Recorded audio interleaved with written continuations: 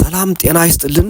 አሁን የምገኘው ዓለም በንፍር ውሃ ከተቀጣ በኋላ የኖህ መርከብ ካረፈበት ቦታ ላይ አራራት የሚባል ተራራ ላይ ነው የምገኘው። እሱም የሚገኘው ከባህር ዳር በ16 ኪሎ ሜትር በባህር ላይ እንዲሁም ደግሞ በ27.5 ኪሎ ሜትር በየብስ ርቆ ይገኛል ማለት ነው። ይህ ቦታ በጣም ታሪካዊ ነው እንደ ኢትዮጵያውያን ተመራማሪዎች ማለት ነው። በጣም የሚገርምና ከዚህ ጋር ሆናችሁ ደግሞ ጥሩ እይታ ወደ ጣና ያለበት ቦታ ነው ማለት ነው። በታሪክ እንደምናውቀው በመጽሐፍ ቅዱስ በኦሪት ዘፍጥረት ምዕራፍ 6 ጀምሮ ዓለም እንግዲህ እግዚአብሔርን ያመለከ አልነበረም። በጥፋት በኃጢአት ውስጥ ነበርና ከዛም መካከል ግን ኖህን በንጽህና ስላገኘው እግዚአብሔር ዓለሙን ሊቀጣ ስለወደደ ኖህን እንዲህ ሲል ነገረው ማለት ነው። መርከብ ስራ የተወሰነ ጊዜ ሰጠው፣ መርከብ የሚሰራበት ጊዜ ሰጠው ማለት ነው። ከመርከቡን ከሰራ በኋላም ልጆቹን እንዲሁም ደግሞ ሚስቱን ወደ መርከብ አስገባ።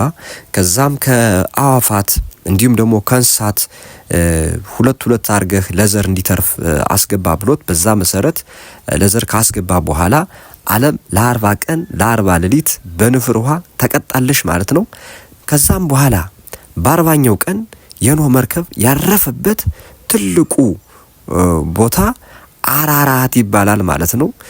በስም መለያየት የለም። በነገራችን ላይ አራራት በአርመንና በቱርክ መካከል አራራት የሚባል ተራራ አለ። ወደ 5100 ኪሎ ሜትር ከፍታ ያለው ነው። 5100 ሜትር ከፍታ ያለው ነው። ዘጌ ላይ የሚገኘው ወይም ደግሞ ከባህር ዳር በ16 ኪሎ ሜትር ርቃ በምትገኘው ዘጌ አናት ላይ የሚገኘው አራራት ደግሞ አጠቃላይ ከፍታው ወደ 1900 ሜትር ማለት ነው ከፍታው።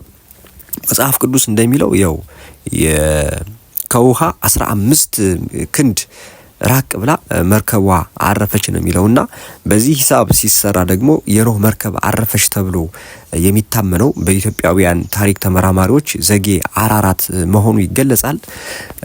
ከዛ በኋላ እንግዲህ ኖህም ትውልዱን ለዓለም ወይም ደግሞ ትውልዱን ወይም ዓለምን ለሶስቱ ልጆች አከፋፍሏል። ያከፋፈለበት ቦታም ከዘጌ ሆኖ ነው፣ ከአባይ መነሻ አካባቢ ሆኖ ነው ተብሎ ይታመናል።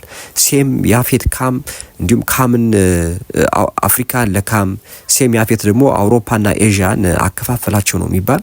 እንግዲህ የካም ዘር ደግሞ ከዚህ ጎንደር አካባቢ ወደ 34 የሚሆን ትውልዱ የኖህ ትውልዱ ማለት ነው ከካም ጀምሮ ወደ 34 የሚጠጉ የኖህ ትውልድ ኢትዮጵያን ጎንደር ጋር ሆኖ አስተዳድሯል ይባላል። ለዚህም ዋና መነሻቸው የኖህ ሚስት አይከል የጭልጋ ዋና ከተማ በሳቸው ሚስት ስም ነው እንትን ያለው። እንዲሁ መካነ መቃብሯም ከዛው አለ ተብሎ ይታሰባል። ሌላ ጥናት መደረግ እንዳለበት ሆኖ ማለት ነው። እና የጭልጋ ዋና ከተማ አይከል ነው የምትባለው።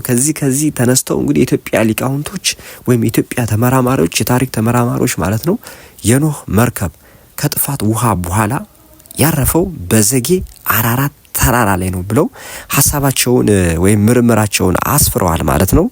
ከዚህ መካከል ከኖህ እስከ ኢህአዲግ የሚለውን በፍስሐ የተጻፈ መጽሐፍ አለ።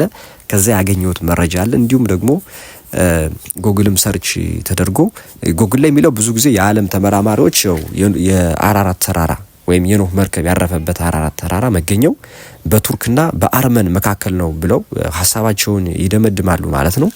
እናንተ ከኔ በብዙ ልታውቁ ትችላላችሁና እስኪ በዚህ ጉዳይ ላይ ያላችሁን መረጃ ኮሜንት ብታረጉ በጣም ደስ ይለኛል። ሌላው ደግሞ እንደዚህ አይነት ዶክመንተሪ መስራት ለሚፈልጉ ሰዎች ሌላ ግብአት ይሆናቸዋል ብዬ ስላሰብኩት ይሄን ቪዲዮ ሰርቻለሁ ማለት ነው። የወደዳችሁት ከተመቻችሁ ላይክ አድርጉት። መልካም ጊዜ።